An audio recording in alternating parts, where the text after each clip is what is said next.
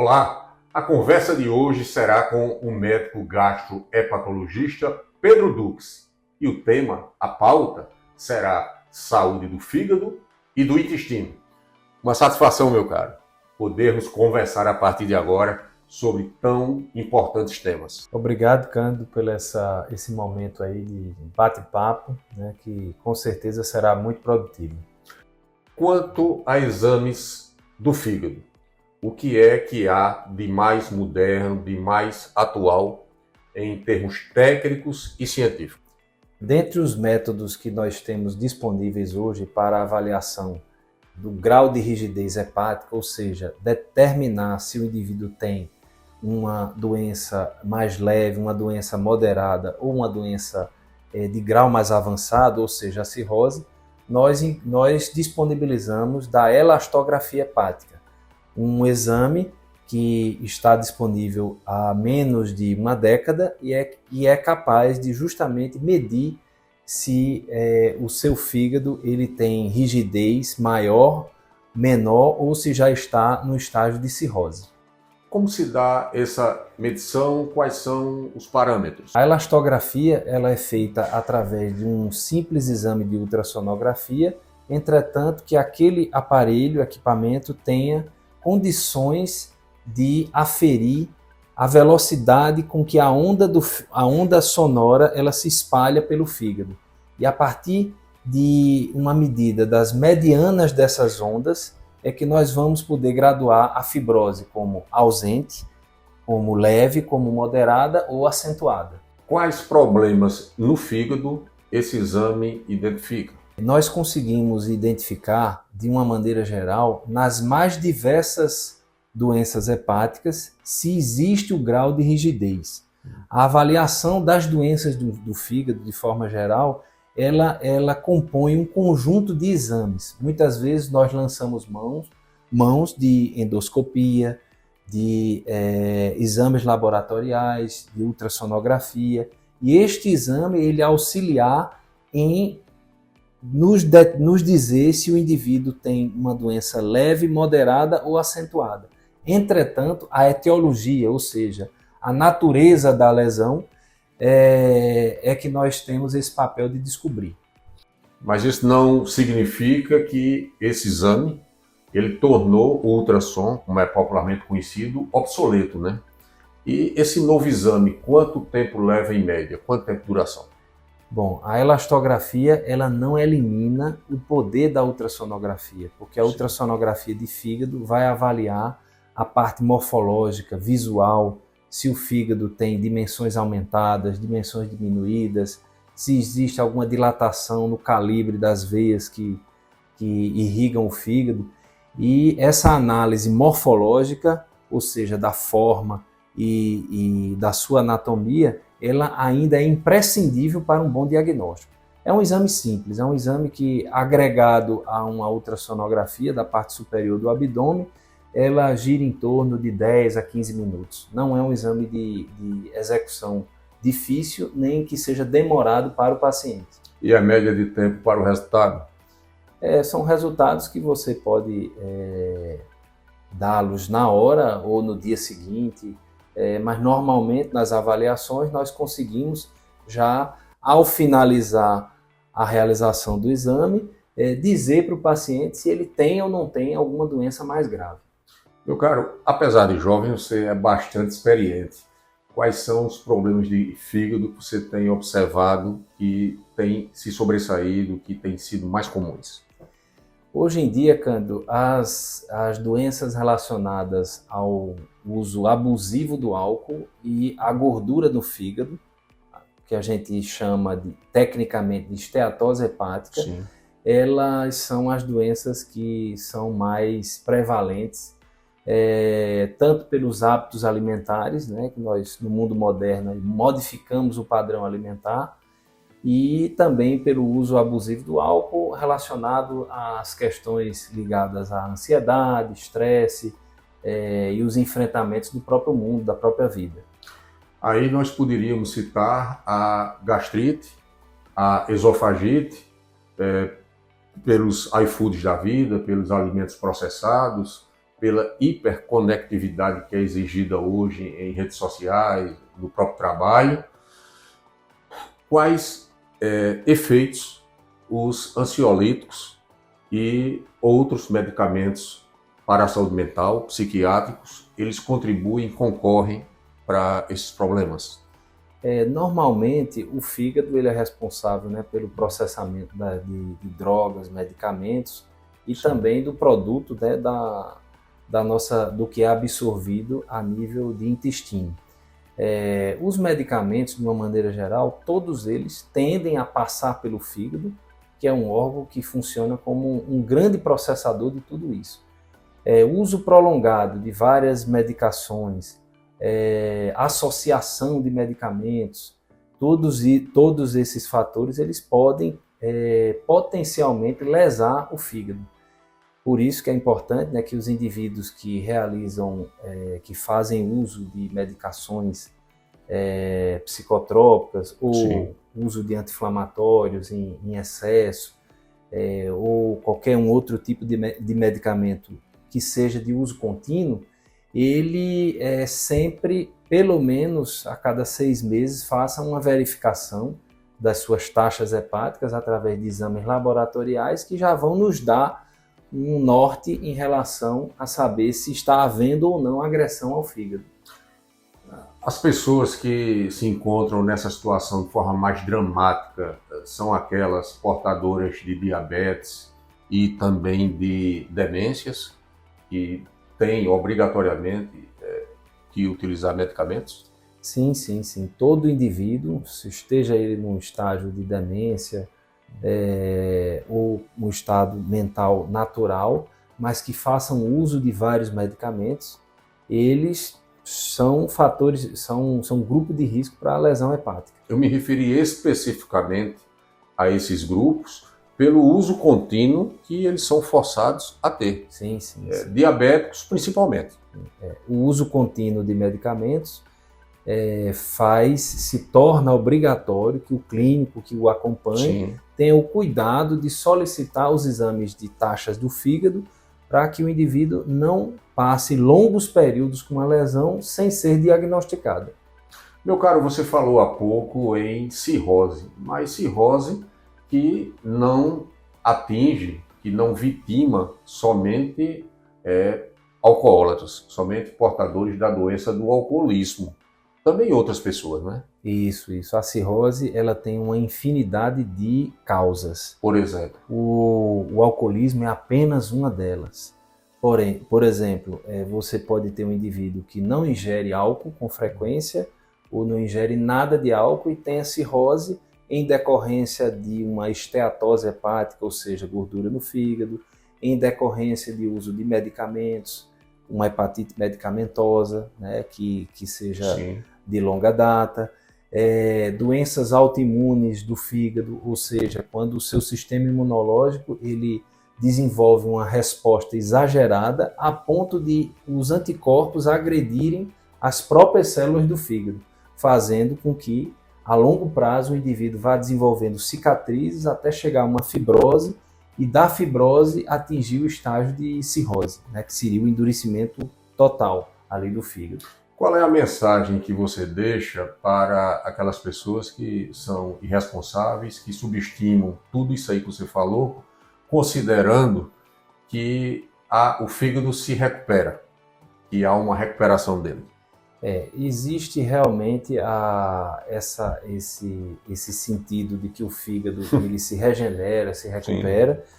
Porém, é bom lembrar que existem estágios onde o fígado ainda é capaz de se regenerar.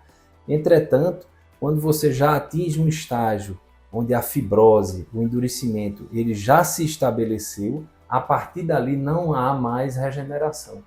Uma vez a cirrose instalada, ela não consegue ser recuperada, e sim apenas mantida para que o indivíduo tenha suas funções normais, faça seus cuidados e não evolua para uma perda de função hepática, que seria o mais temível.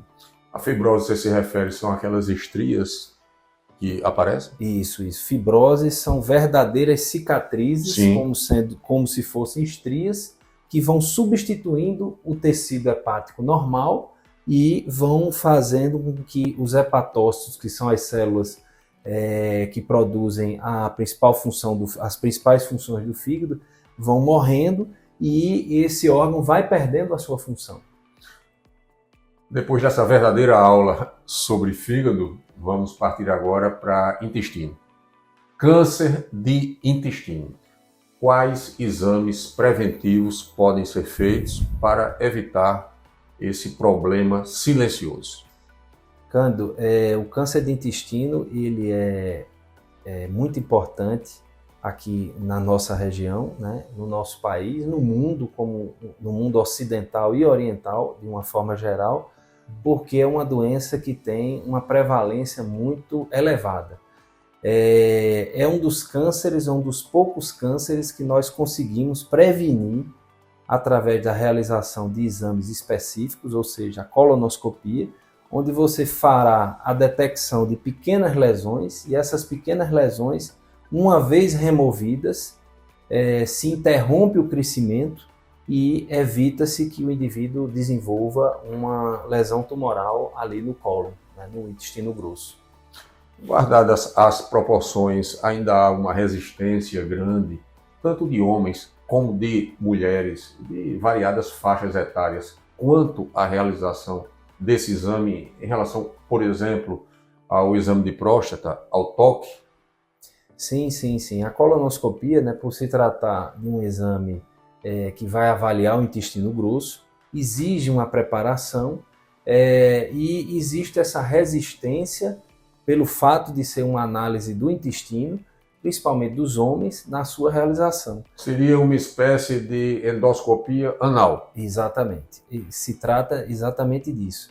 Entretanto, hoje em dia, com o avanço das técnicas de anestesia, com os medicamentos, são exames que conseguem ser realizados sem o paciente sentir absolutamente nada, Sim. Porque ele estará anestesiado somente durante aquele período da realização do exame. Há homens que resistem pela cultura do machismo, arraigada sobretudo aqui no Nordeste? Isso. Hoje em dia, ainda bem que a conscientização a respeito disso ela já está sendo mais difundida e até os próprios homens eles estão cada vez mais procurando a realização desse exame. Para você ter ideia, Cândido, antigamente esse exame era um exame que era solicitado a partir dos 60 anos de idade. Sim. Em razão da incidência do câncer coloretal, esse exame, que é um exame de rastreio, ou seja, você fará o primeiro exame para saber se você tem alguma lesão ou não e a partir daí determinar a periodicidade da realização do próximo exame. Então hoje é um exame que ele deverá ser realizado para o indivíduo que não tem sintoma algum. Sim. A partir dos 45 anos de idade, homens e mulheres. E com qual regularidade? A cada 6 meses, a cada ano? Essa regularidade, normalmente é determinada pelo achado do exame. Por exemplo, se você tem um indivíduo que ele tem apenas um pólipo ou então tem vários pólipos, nós conseguimos determinar essa periodicidade em razão do achado e não somente de um prazo fixo onde você pode estar incorrendo em dizer que o indivíduo realiza o exame daqui a 5 anos, 10 anos, quando ele deveria realizá-lo antes. Lembrando que, salvo engano, esse pólipo ou pólipos a que você se refere, esse crescimento desordenado aí, ele é indolor, o indivíduo não sente e caso não faça esse exame, quando descobrir, pode ser até tarde. Exatamente. Muitas vezes a falta da realização Sim. da colonoscopia faz com que o indivíduo ele já venha com sintomas e é o que nós não queremos. A prevenção significa fazer o exame para rastrear. Quais seriam os sintomas? Um sangramento nas fezes. Esse é o principal sintoma do câncer de colo retal. E muitas vezes, quando você tem o sangramento nas fezes, a lesão ela já está em estágio avançado. E também é importante dizer, Cândido, que nós conseguimos prevenir o câncer coloretal e também tratá-lo quando identificado Sim. em forma precoce. A própria remoção desses pequenos pólipos, ou pólipos menores, ou cânceres precoces, já funciona como um tratamento cirúrgico realizado através da colonoscopia, onde o indivíduo ele pode ter já ali na análise daquele fragmento um diagnóstico de que a lesão foi completamente retirada, o indivíduo estando curado, ou que exista algum resquício que precise de um complemento cirúrgico, de tratamento cirúrgico. Qual é o estágio em que se impõe uma remoção de parte do intestino e quais as consequências para essa pessoa? Quando você já chega no estágio de haver indicação de uma remoção cirúrgica, certamente é porque aquela lesão já foi diagnosticada num estágio mais avançado. Em outras situações, você poderá ter pólipos maiores que ainda não são malignos, porém que devido às suas dimensões, devido à sua topografia, devido à sua base ser muito alargada, possam já direto requerer um tratamento cirúrgico, ou seja, remoção de parte do intestino. E que fisiologicamente esse surgimento, aumento e crescimento de pólipos não é possível a pessoa sentir. Você não tem nenhum sinal. Lógico que os hábitos alimentares, eles participam na gênese, ou seja, na promoção de aumentar a chance de o indivíduo ter ou não ter pólipo. E já deixando também os microfones para as suas considerações finais, agradecendo mais uma vez a sua gentileza, não é, a sua boa vontade em ter aberto espaço na sua sempre concorrida agenda profissional para que tivéssemos essa conversa. Se o câncer de intestino ele é genético. Existem alguns cânceres de intestino que são genéticos e outros que não são genéticos, certo? Existem algumas síndromes onde existem famílias que desenvolvem esse tipo de câncer hereditário e as outras lesões, elas são lesões que nós chamamos de lesões esporádicas, porém que têm potencial de genética, ou seja, um indivíduo que tem um pólipo ou uma lesão intestinal, ele necessita de rastreamento dos seus familiares, porque já se estudou e já se sabe que tanto os pólipos que não são hereditários, mas eles têm carga genética, onde um próximo indivíduo da família ele poderá ser acometido. E nesse sentido é onde se recomenda que quando você faz a identificação de um indivíduo que tem um pólipo, que seja um adenoma, os familiares de primeiro grau eles façam a colonoscopia para serem rastreados também e serem diagnosticados ou você afaste que eles possam ter aquele tipo de lesão. Sem a necessidade do exame genético? O exame genético ele é feito quando você detecta que o indivíduo ele tem um câncer hereditário pelo grau de estudo e acometimento daquela família em si. Mas o exame genético, por exemplo, ele não é um exame que deverá ser feito na população como um todo. Nós fazemos uma triagem para saber os indivíduos que farão ou não. Queria agradecer, Cândido, aqui essa oportunidade, né, de a gente transcorrer esse bate-papo, que de toda forma é enriquecedor e instrutivo, onde a gente consegue passar mensagens aí através do seu canal para a população e fazer com que as pessoas se tornem cada vez mais conscientes da prevenção. Tanto nesse aspecto, né, das doenças do fígado, quanto da prevenção de câncer de intestino. E mais uma vez aí agradecer a sua brilhante oportunidade de me receber. Que é isso. Muito agradecido.